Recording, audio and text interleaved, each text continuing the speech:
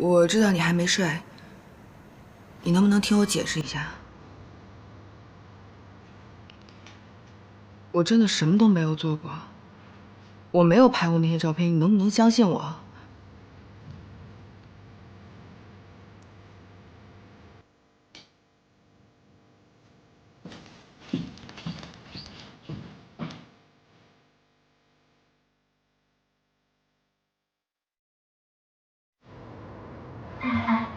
那个清洁工真的是顾少的妻子啊？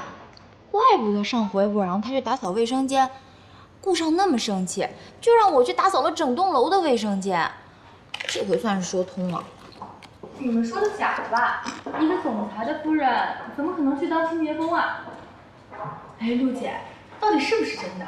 我跟你们说吧，其实我早就看出来顾总跟那个女清洁工关系不一般，但是我真是没想到，那女的居然会是顾总夫人。这也太神奇了吧！这不就是麻雀变凤凰吗？人家本来就是凤凰，好不好？这兴许啊，就是顾总和夫人玩点小情趣。也没有想到，顾总还有这种爱好，哎，羞死人了。不是说顾少的夫人出生在书香世家吗？这看着也不像啊。就是啊。哎，行了行了啊，那顾家可不是一般的人家。既然顾总能看得上她，那说明这个女的一定有什么特别之处。唉，你们几个呀，小心点说话，万一被顾总听见了，小心工作都没有。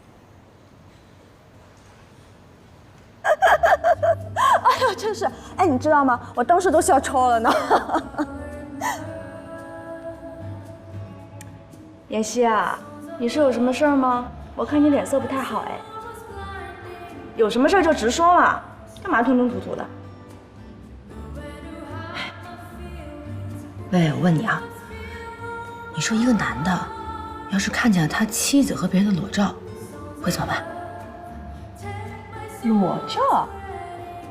李渊，哪个男人受得了自己的老婆这样？要是我是那个老公，我肯定是离之前再打一顿那个奸夫再说。哎呀，那要是那个妻子并没有做过这件事呢？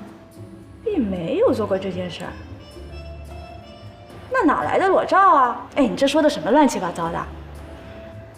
不过，要是作为男人，看到自己的老婆跟别的男人睡在一起的照片，100%生气，这不离才怪呢。这么严重啊？